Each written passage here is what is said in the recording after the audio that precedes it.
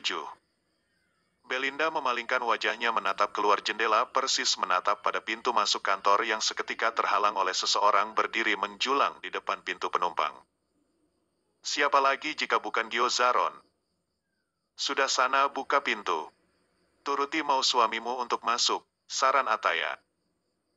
Kamu tidak lihat jika saja matanya itu pisau. Sudah pasti wajah manisku ini tercabik-cabik, imbuh Ataya seraya terkekeh geli. Idih. Gelai, tahu gelai, balas Belinda. Nggak pantas kamu ngomong bahasa anak zaman now, balas Ataya seraya membuka kunci pintu. Aku kan masih ibu muda.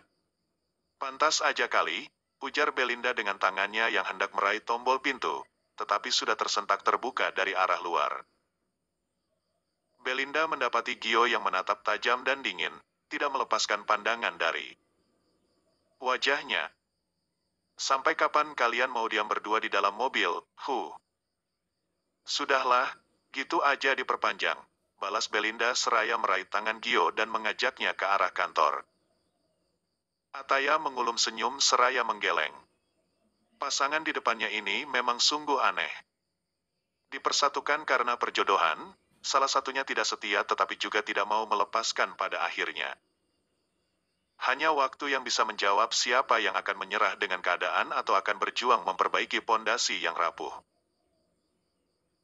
Belinda masuk ke kantor bersama dengan Gio serta mendapatkan tatapan penuh tanya dan ucapan selamat melahirkan dari para pegawai lainnya.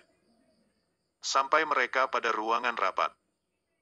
Kamu tunggu dulu di lobi ya, aku akan memeriksa beberapa keperluan rapat dulu. Edwin datang menghampiri Belinda seraya membawa beberapa berkas.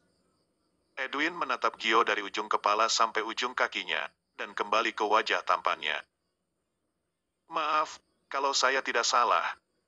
Bapak ini bukannya pacarnya Tasya Rantana. Anda salah lihat. Tasya Rantana bekerja sebagai sekretaris saya, jawab Gio tanpa menunjukkan reaksi berlebih. Oh, begitu. Kenalkan, saya Edwin Suherman, asisten Ibu Belinda Amania. Uluran tangan Edwin disambut secukupnya oleh Gio yang segera melepasnya dengan remasan tegas. Klien kita sudah datang belum, ya? Tanya Belinda saat suasana hening dan kaku menyelimuti mereka bertiga. Ataya sendiri sudah menghilang ke dalam kantornya, dan meninggalkan Belinda bersama dengan kedua pria ini. Beberapa pegawai yang berlalu lalang juga masih belum berhenti mengucapkan selamat kepadanya. Seharusnya kamu nggak usah datang, Say. Baru juga abis melahirkan, kuat banget sih, udah pergi-pergi aja, tegur Okta. Kata Ataya, Pak Felix mau ketemu. Iya, tadi beliau bilang diundur saja. Setelah aku bilang, kalau kamu masih butuh istirahat setelah melahirkan. Masa iya, baru abis melahirkan udah kerja aja sih. Pulang gih, istirahat. Seperti nggak ada hari esok aja. Nanti aku info kalau ada kabar lagi. Sayang, kamu bayar mahal Edwin buat apa, kalau semua-semua masih kamu yang pegang, kata Okta seraya menepuk bahu Edwin gemas. Sementara yang dipukul bahunya hanya meringis menahan pukulan Okta yang pasti keras itu. Ya sudah, aku pulang dulu deh. Setelah itu Belinda berpamitan kepada semuanya termasuk juga kepada Ataya yang kemudian meminta maaf padanya karena tidak tahu ada perubahan jadwal tersebut. Belinda memaklumi dan tidak memperpanjang masalah itu, ia juga terpaksa kembali bersama dengan Gio yang seperti bayangannya menempel terus-menerus. Hanya sesaat Gio meninggalkannya untuk menghubungi seseorang entah siapa gerangan. Ataya, temanmu itu hanya modus saja. Masa iya, dia tidak tahu ada perubahan jadwal, sindir Gio begitu mobil yang mereka tumpangi membelah jalanan yang masih padat di pagi hari ini. Sudah, jangan mulai. Aku tidak mau bertengkar denganmu. Aku bukan lawan yang cocok untuk beradu mulut denganmu. Terserah kamu saja. Apa yang kamu mau pikirkan, kata Belinda seraya membuang muka menatap keluar jendela. Dan, aku tidak suka kamu membahas pernikahan kita di depan temanmu itu. Kamu mau mencari muka di depan Ataya. Bangga menjadi jandaku. Mimpi saja kamu, ketus Gio. Belinda memalingkan wajahnya menatap tidak percaya kepada Gio. Pak Gio yang terhormat, apakah Bapak lupa dengan yang Anda katakan di rumah sakit beberapa hari yang lalu? Apa perlu kembali saya ingatkan, begitu? Iya, tapi bukan berarti kamu harus mengatakan di depan Ataya, Ataya itu. Lalu, apa maumu? Toh, dari sebelum dia datang kita sedang membahas hal ini. Bukannya hal ini yang memang sudah kamu tunggu? Kita bercerai, lalu kamu bisa menikah dengan Tasya, ucap Belinda dengan sedikit meninggikan suaranya. Kedatangan wanita seksi itu ke kediaman mertuanya mau tak mau menyulut api amarahnya juga. Rasanya selama ini dirinya sudah cukup memberikan toleransi untuk sejoli ini. Apakah tidak bisa sedikit lagi bersabar hingga ketukan palu hakim terdengar? Gio membalas dengan lirikan penuh amarah sebelum kembali terpusat ke jalanan. Apa kamu sekarang menyesal dengan semua perkataanmu saat di rumah sakit? Tanya Belinda dengan suaranya yang terasa seperti tercekat di tenggorokan dan kedua matanya sudah berkaca-kaca. Hatinya kembali terasa sakit tak terperi saat kembali teringat setiap kata yang terlontar dari bibir Gio tentang anaknya. Aku sangat bersedia bercerai, bahkan detik ini juga aku mau. Asalkah. Perkataan Belinda terhenti saat Gio tiba-tiba menepikan kendaraannya dengan suara decit ban yang terdengar nyaring. Sekali lagi kamu mengungkit tentang perceraian. Aku tidak segan mengambil alih hak asuh Nira, ancam Gio. Belinda menelan salivanya kasar. Terpisah dari Nira, hanya dalam mimpi saja. Tidak bisa, kamu tidak bisa melakukan hal itu, kata Belinda dengap menenggeleng. Gelengkan kepalanya, air matanya jatuh berderai. Tanpa sadar sebelah tangannya telah mencengkram lengan kiri Gio dengan eratnya. Kamu sendiri yang bilang tidak menyukai anak perempuan. Sekarang kamu tidak ingin bercerai. Maumu apa? Gio masih terdiam dengan menatap dingin ke arah Belinda. Apa tidak cukup neraka yang selama 4 tahun ini kamu berikan kepadaku? Imbuh Belinda. Menikah dengan Mbak Tasya adalah keinginanmu, bukan? Katakan padaku di bagian mana yang terlewatkan olehku. Aku sama sekali nggak mengerti dengan semuanya. Kamu terlalu membingungkan. Tutup matamu dan istirahatlah. Jangan banyak bicara. Belinda membelalak menatap Gio dan tak bisa berkata apa-apa lagi saat ini. Ia akhirnya hanya bisa membuang muka kembali dengan sedikit memiringkan tubuh membelakangi Gio dan menatap keluar jendela. Gio kembali terdiam dan meneruskan perjalanan kembali mereka. Sesampainya di rumah, Belinda mendapati sang putri berada di kamar mertuanya dan tertidur di antara keduanya. Papa mertuanya masih mengambil cuti untuk bersama dengan sang cucu. Begitu alasannya sejak kemarin. Belinda bahkan tidak mempedulikan di mana Gio saat ini karena sejak mobil terparkir di halaman, ia sudah keluar dari mobil terlebih dahulu dan mencari keberadaan putrinya. Betah banget tidurnya, Dik Nira, Mbak, tutur Ambar. Saya aja cuma sebentar dapat lihat dia buka mata tadi. Gendong juga baru sebentar. Udah diminta ibu aja, adunya lagi. Belinda tersenyum mendengar informasi dari Ambar. Setidaknya sedikit bisa mengobati kekesalan dirinya terhadap sikap Gio yang rumit. Namanya juga bayi baru lahir, sudah pasti banyak tidurnya. Tapi, termasuk pintar loh. Jarang banget merengek dia. Tadi saja bangun tanpa nangis, cuma gerak-gerak aja badannya karena risi popoknya sudah penuh. Makasih ya, Mbak Ambar. Belinda mengusap lengan atas salah satu pekerja di rumah ini dengan penuh rasa syukur. Setidaknya masih ada orang-orang baik yang mencintai putrinya, bisa menerima keberadaan putrinya tersebut. Saya balik ke dapur dulu ya, Mbak. Bikinkan pesanan Bapak. Iya, jawab Belinda seraya mengambil ponselnya yang bergetar. Ada 5 buah panggilan dari ibunya. Namun, Belinda enggan mengangkatnya. Semua pasti hanya berurusan dengan uang. Belinda sudah muak dengan terus dimanfaatkan. Terlebih saat ini ada prioritas lain yang harus ia utamakan. Ketiga saudara seharusnya cukup mampu mencukupi kebutuhan ibunya tersebut. Sepeninggal ayah mereka, bukannya semakin membaik tabiat ibunya, tetapi semakin menjadi. Jika tidak Belinda turuti, sang ibu selalu mengancam akan meminta sendiri kepada Gio. Kini Belinda tidak akan peduli dengan ancaman tersebut. Dan benar saja dugaannya, tidak diterimanya panggilan ibunya, pesan berantai kemudian ia terima. Tidak hanya dari ibunya, tetapi dari kedua saudara perempuan. Ibu, jika kamu tidak mau mengirimi ibu uang, ibu sendiri atau kakakmu akan menemui suamimu. Ibu akan tunjukkan wanita seperti apa yang menjadi istrinya itu. Wanita yang tidak becus mengurus orang tuanya sendiri. Gio pasti akan berpikir untuk memperistri kamu lebih lama lagi.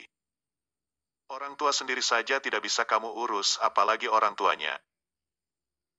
Ibu tahu alasanmu mau menerima perjodohan itu, semua karena kamu ingin terbebas dari kami, bukan?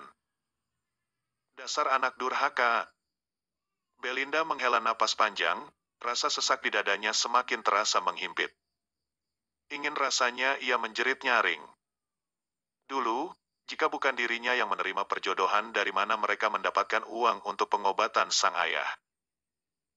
Itu pun dirinya masih disalahkan dan dianggap terlambat karena ayahnya tetap tidak bisa panjang umur. Umur manusia siapa yang tahu? Kita berencana, tetapi Tuhan yang berkehendak. Sebagai anak, Belinda sudah cukup untuk berbuat semampunya. Setelah menikah tentu saja ada prioritas lain yang lebih diutamakan. Terlebih seperti saat ini dengan adanya anak. Tentu, Nira yang terpenting. Belum lagi menghadapi tingkah laku Gio yang seenaknya sendiri, Belinda sampai bergidik ngeri jika mengingat kembali perlakuan suaminya. Ia juga tidak tahu sampai kapan akan bertahan.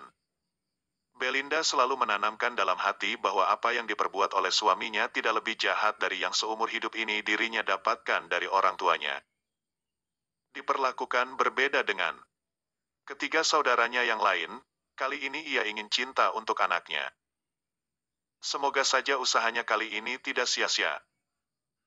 Belinda masuk ke dalam kamarnya dan tertegun menatap pada ranjang serta mendapati Gio sudah tertidur dengan memeluk guling kecil milik Nira. Rasa kesal dan terharu melihat pemandangan di depannya menjadi satu. Kesal karena melihat pria itu seperti tidak memiliki kesalahan kepadanya, dan terharu, walau belum mau menyentuh sang bayi tetapi memeluk guling kecilnya. Entah pria itu dalam keadaan sadar atau tidak saat melakukannya, bahkan dengkur kecilnya terdengar oleh Belinda saat ini dengan mulut yang sedikit terbuka.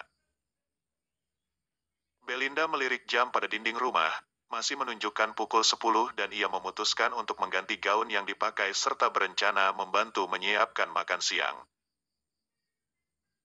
Ia sudah meraih daster dan melangkah menuju kamar mandi untuk berganti pakaian, saat kembali teringat jika Gio seharusnya berangkat ke bandara saat ini.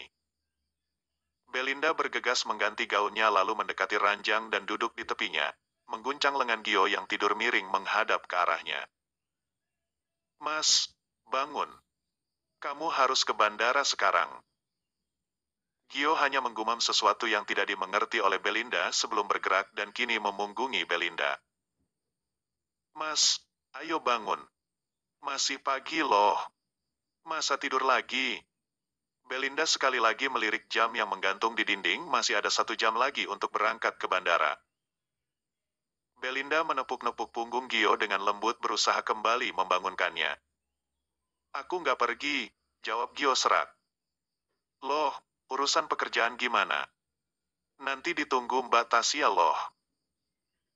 "Jangan sebut nama dia," balas Gio dengan masih memunggungi Belinda. "Dia kan sekretarismu, Mas. Kamu berangkat dengan dia, bukan?" Gatal juga rasanya Belinda. Ingin menyindir Gio dengan menyebut Tasya sebagai kekasih pria itu, tetapi Belinda merasa suasana suaminya belum membaik dan ia sudah pasti tidak ingin memancing keributan. Belinda masih berusaha membujuk Gio dengan sabar, walaupun setiap mengucapkan dan mengingat wanita yang menjadi kekasihnya tersebut, lidahnya terasa keluh. Gio mendadak membalikkan badannya dengan kedua matanya yang memerah khas bangun tidur dan menatap tajam ke arah Belinda. "Dari setiap kata yang aku ucapkan, bagian mana yang tidak kamu pahami? Aku nggak pergi dan jangan sebut nama dia lagi, paham kamu?" Ganggu orang tidur aja, Gio kembali berbaring dan memejamkan matanya. Lantas siapa yang mengurus pekerjaan ke Jepang? Tanya Belinda dengan menguatkan hati dan menepis segala sakit hati akibat ucapan Gio barusan. Aku sudah suruh orang lain untuk berangkat, kata Gio dengan suaranya yang teredam bantal. Oh, ya udah kalau gitu. Jawab begitu dari tadi, kan enak, ujar Belinda seraya bengkit dari duduknya. Namun, gerakannya terhenti saat Gio sudah kembali berbalik dan mencekal pergelangan tangannya. Mau kemana kamu? Mau masak. Mas mau makan apa? Kamu mau masak apa? Masak semur tahu sama telur aja deh. Papa minta sup buntut untuk nanti malam. Kamu pingin makan apa, kalau nggak jadi pergi? Terserah kamu aja. Jangan lama-lama masaknya. Iya, emang aku mau kemana?